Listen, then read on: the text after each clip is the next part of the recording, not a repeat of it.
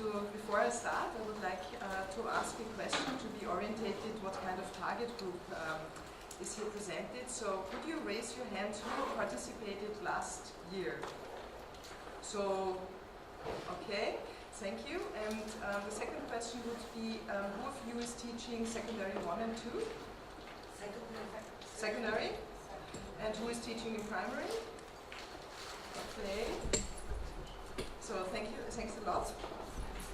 My topic for today will be interdisciplinary solutions for math and art.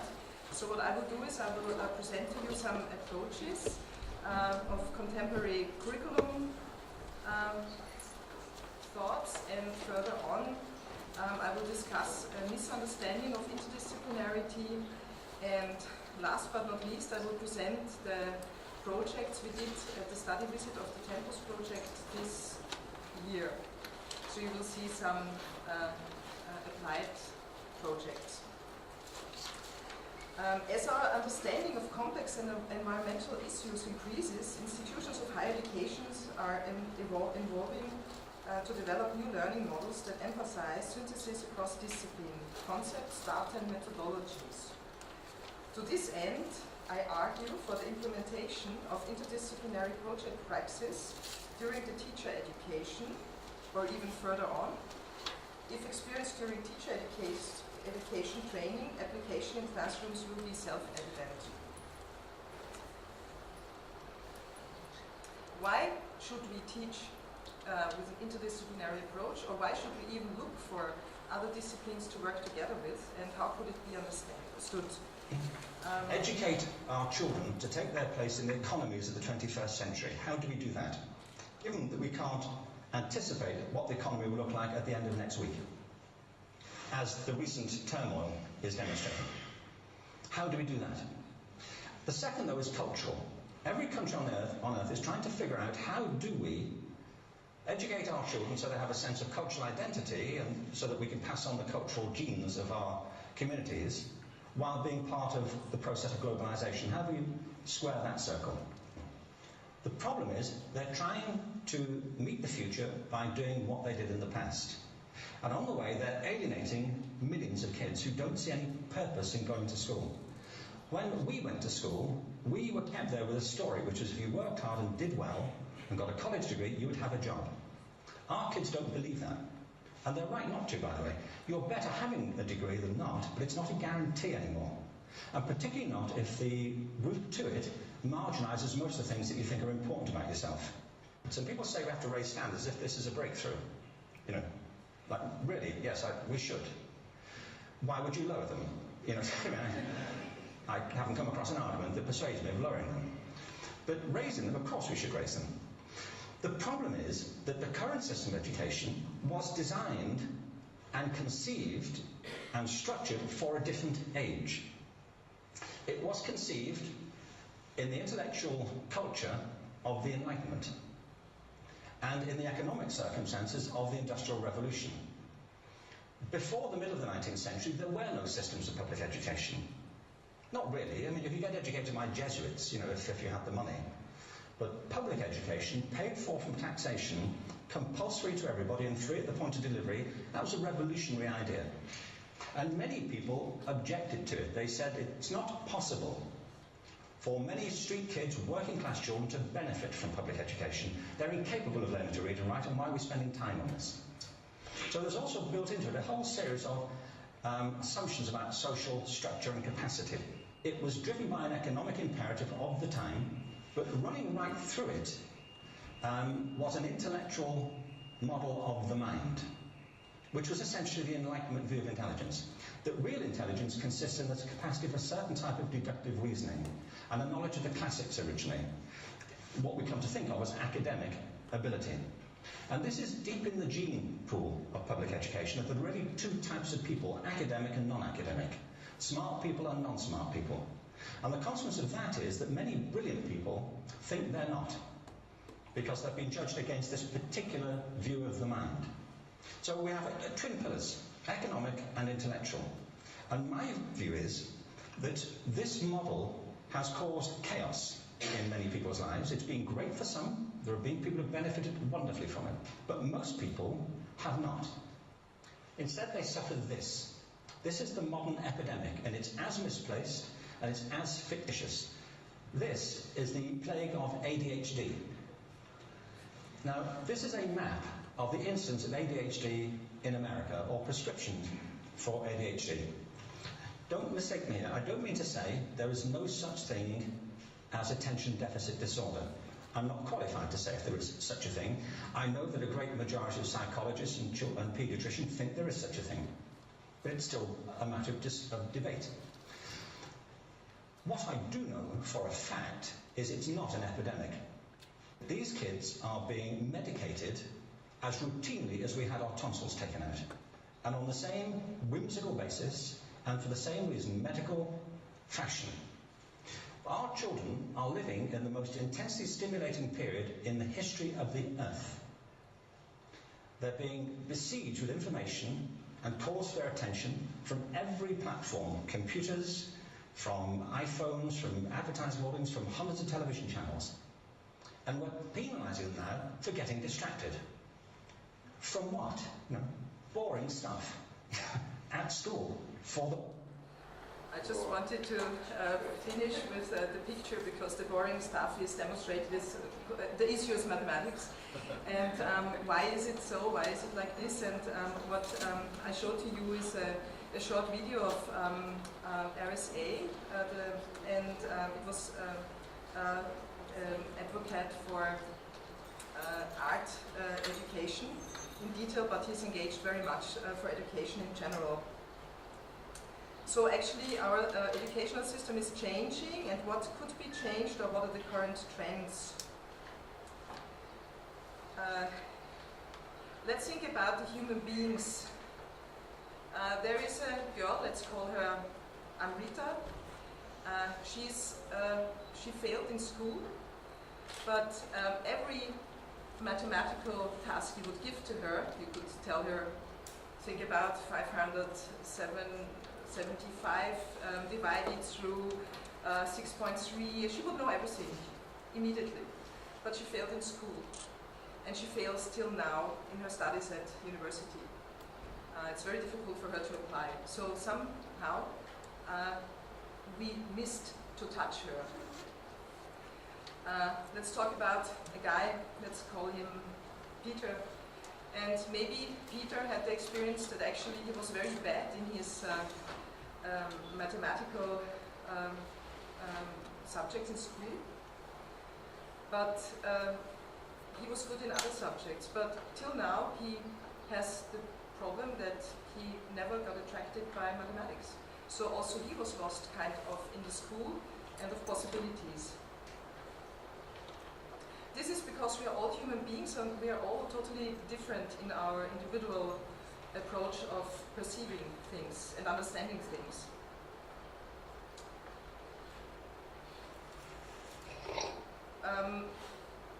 What is important, or what I believe what is important to focus on is, if we are teachers, and I forgot to say, or some of you might remember, I'm actually an artist and a researcher. I'm not a mathematician, and I'm not an artist who is engaged with mathematics, but I'm kind of, my profile would be that of Peter.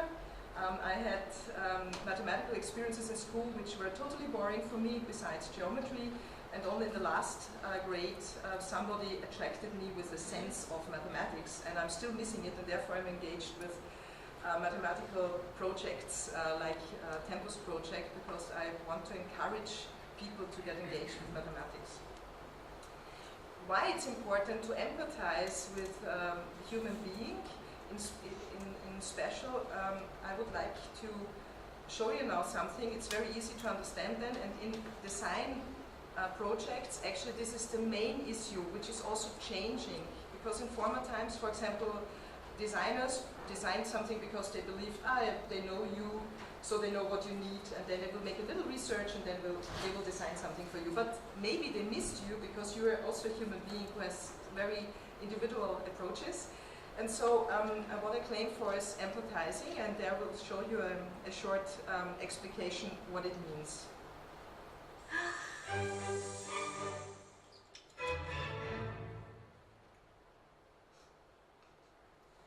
So what is empathy, and why is it very different than sympathy? Empathy fuels connection. Sympathy drives disconnection. Empathy, it's very interesting. Teresa Wiseman is a nursing scholar who studied professions, very diverse professions where empathy is relevant, and came up with 4 qualities of empathy. Perspective taking, the ability to take the perspective of another person or recognize their perspective as their truth. Staying out of judgment, not easy when you enjoy it as much as most of us do. Recognizing emotion in other people and then communicating that. Empathy is feeling with people. And to me, I always think of empathy as this kind of sacred space when someone's kind of in a deep hole and they shout out from the bottom and they say, I'm stuck, it's dark, I'm overwhelmed. And then we look and we say, hey, I'm down. I know what it's like down here, and you're not alone. Sympathy is, ooh, it's bad, no, you want a sandwich? Empathy is a choice, and it's a vulnerable choice, because in order to connect with you, I have to connect with something in myself that knows that feeling. Rarely, if ever, does an empathic response begin with at least. I had it, yeah. And we do it all the time. Because you know what? Someone just shared something with us that's incredibly painful, and we're trying to silver lining it. I don't think that's a verb, but I'm using it as one. We're trying to put the silver lining around it. So, I had a miscarriage. Oh, at least you know you can get pregnant. I think my marriage is falling apart. At least you have a marriage. John's getting kicked out of school. At least Sarah is an A student. But one of the things we do sometimes in the face of very difficult conversations is we try to make things better. If I share something with you that's very difficult, I'd rather you say, I don't even know what to say right now, I'm just so glad you told me. Because the truth is, rarely can a response make something better. What makes something better is connection. This is, I believe, a very good example of RSA short movies. You can find in the internet to explain that actually our students, our scholars are like the foxes. Yes, sometimes they don't understand, and we need to empathize. If we say, you're just too stupid, you don't understand mathematics, for example, they will not change their behavior because they don't feel that you empathize with them.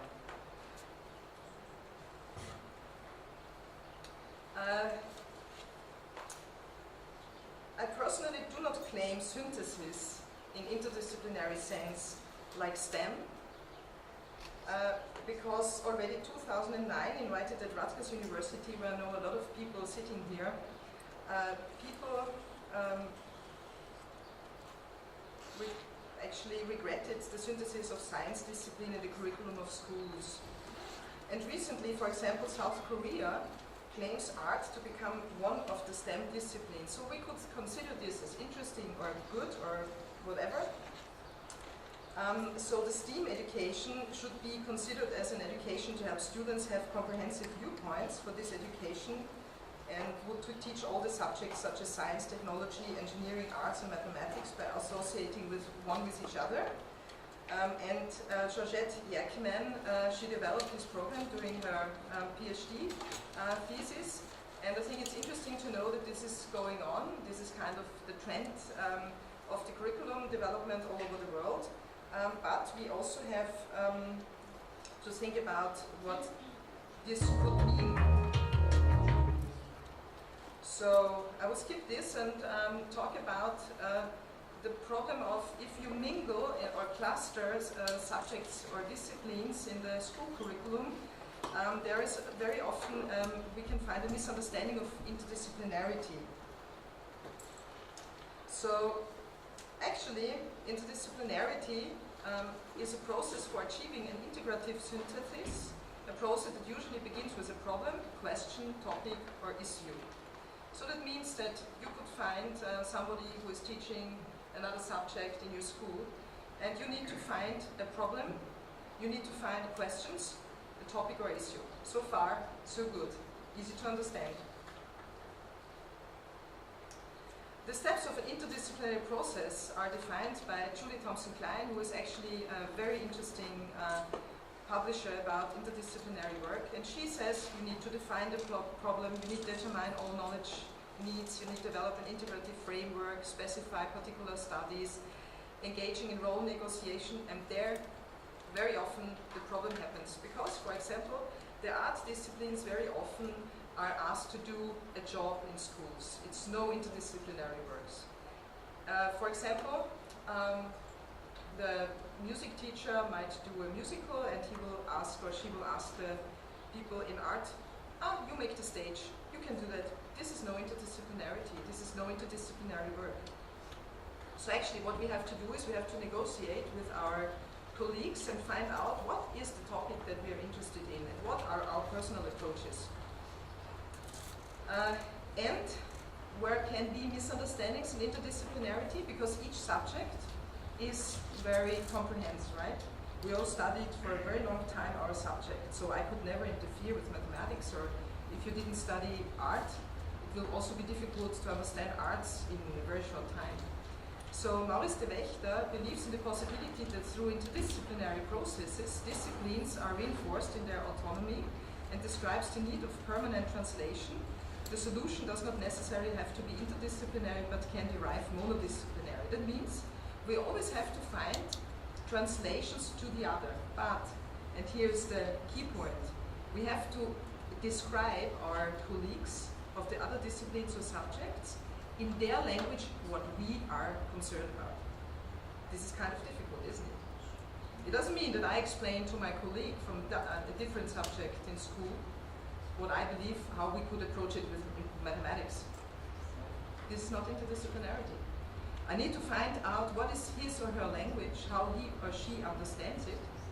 And that's very interesting, because I remember yesterday I heard, we are mathematicians, 3 clear sentences, come to the point.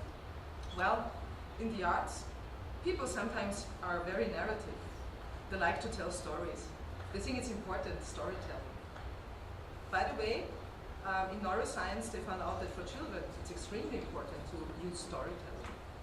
So, actually what can happen that if you don't translate, there is no interdisciplinarity. There's just a monodisciplinary. You teach math, the other one teaches art, or geography, or biology. Until there is willingness to change one's mind and translate conviction into a language the other will fully appreciate, no interdisciplinary communication has taken place. This is the challenge. And what I concern is extremely interesting. There is a woman researcher, her name is Blömeke, and she describes the case study mathematics teaching in the 21st century. Teachers of mathematics of secondary 1, where 6 countries were analyzed. It was Bulgaria, Germany, Mexico, South Korea, Taiwan, and the United States of America. And the concept of the test was competence-orientated and researched on competences in teaching and diagnosis. So they kind of wanted to find out, what do teachers in secondary 1, how is their competence, and how do they analyze or diagnose the competences of their students, of their scholars. And one of the key findings was an obvious edge of achievement of teachers of math education and didactics at universities in order to teach at secondary 1 and 2, towards teachers of primary school, secondary 1. And this outcomes results in longer specialist training. So the only thing is, we need long time to engage with subject. It's not easy to learn something in a very short time, right? This is for every discipline, it's very difficult. And if we have a short training, we need further on to study more, to find out more subjects. If you are interested in interdisciplinary approaches, I wrote something in this book. And I would like to change and switch now to the example of interdisciplinary approaches at the study visit 2014 in Vienna. So this is our University of Applied Arts in Vienna, and these are the students. Some are here. Dobro jutro.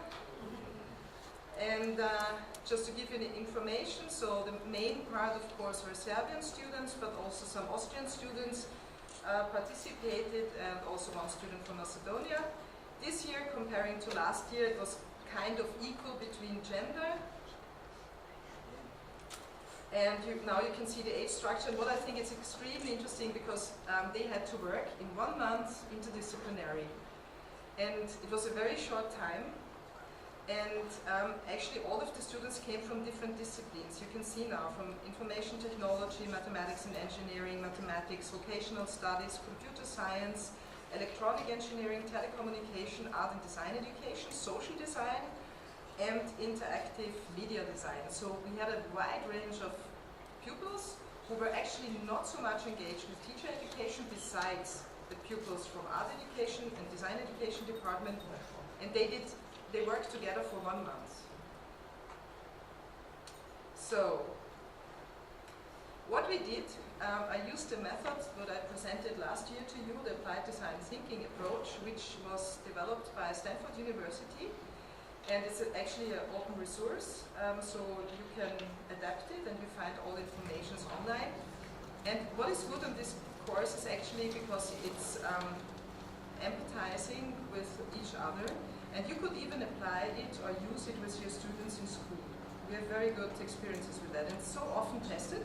And what happens is that actually students learn to empathize with each other and to design something what the other needs. It doesn't have to be a design product, it can be a mathematical tool.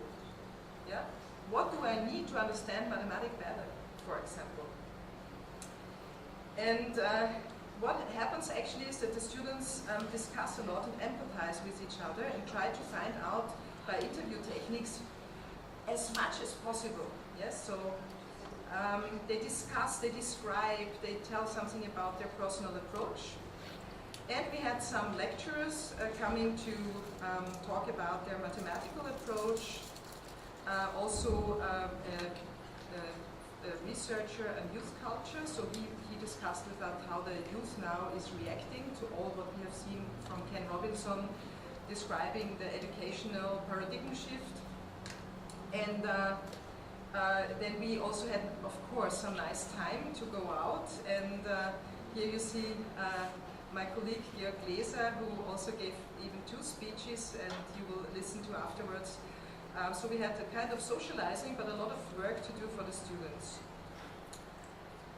And they also met with each other and went to Serbian restaurants in Vienna, which we have, of course, and we had a lot of presentations. They went to a science place where you can test applied mathematics tools, and they had all kinds of different experiences.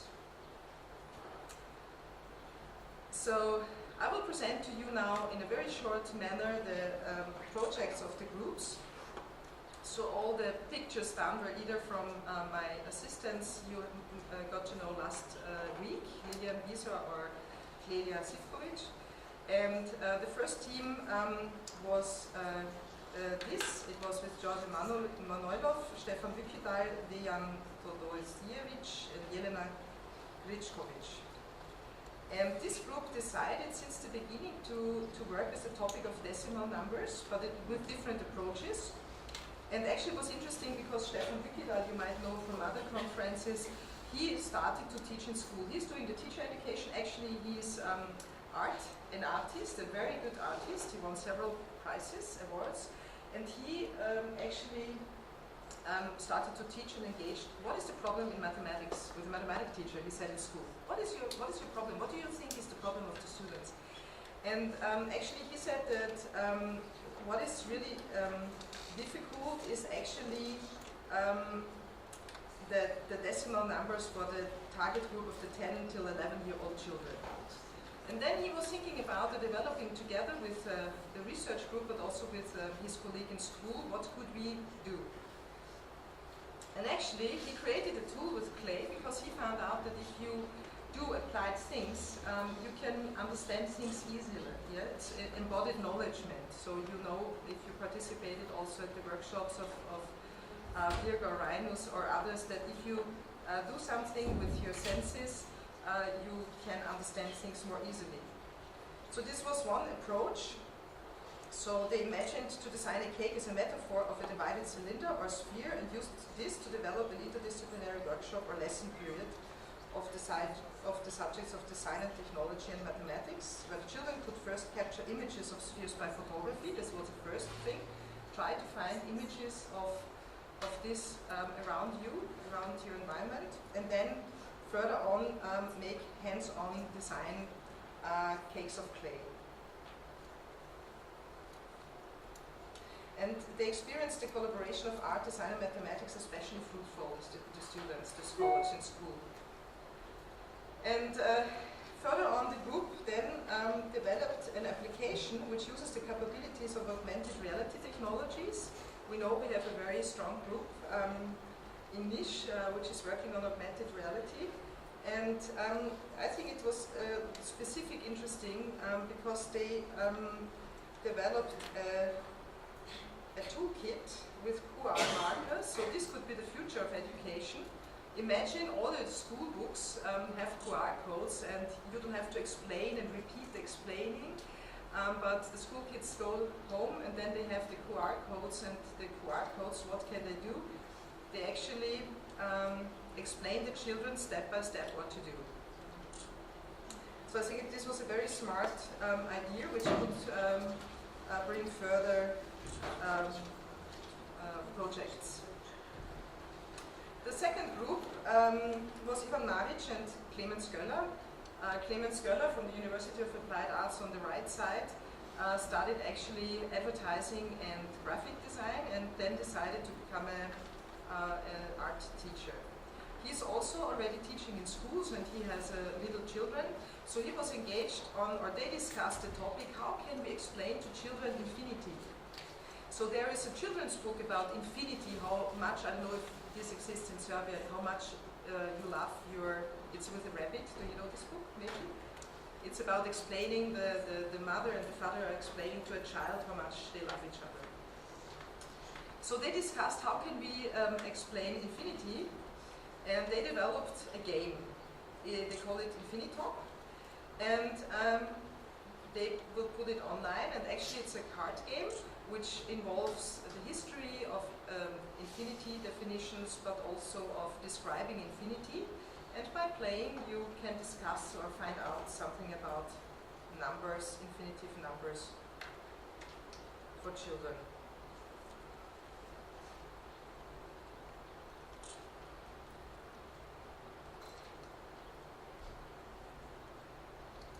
So the next group actually could be presented by themselves because Milan is here. I will try to do it in a short manner, but you can add if you want to add something. Aim of the project actually from Jovana Jezimirovic and Milan Vicina was to present a visual approach to the theory of functions. And they on one hand worked with GeoGebra, but then on the other hand they developed a very interesting tool by light painting. And you need very few material, very few tools, and you can go out and show light painting to the children. It's like graffiti, so it's a very interesting approach for students.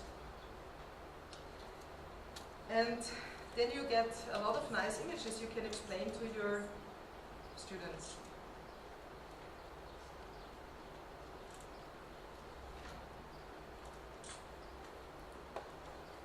So they created Illuminate, they called it, kind of educational materials that are publicly available at this homepage, or at their homepage from Illuminate. So you can already download the information, the toolkits, everything you need to make an application in your class. And I think also for primary school would be an interesting approach just to do it once, to understand what happens, or it's inspiring, and especially for other ones, I think this fits for all kind of ages to try it out.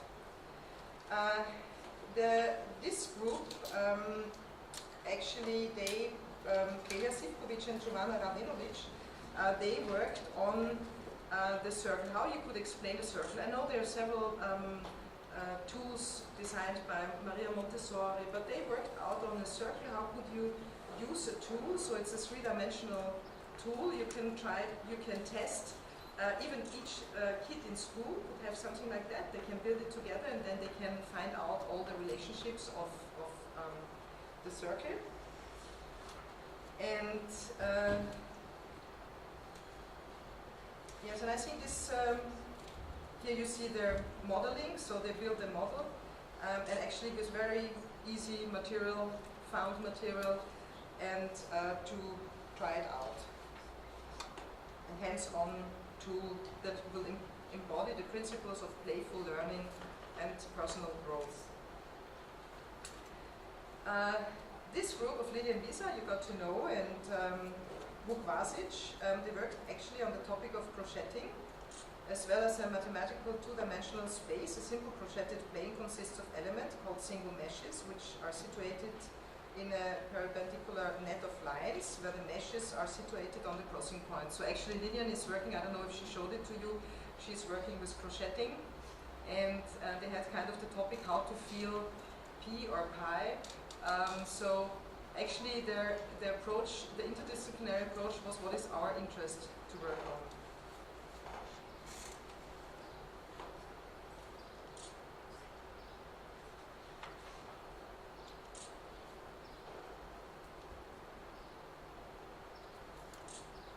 So actually interdisciplinary work is generated a lot by asking questions and by finding questions. Do we have the same questions, or do we have totally different questions? What questions would combine our subjects?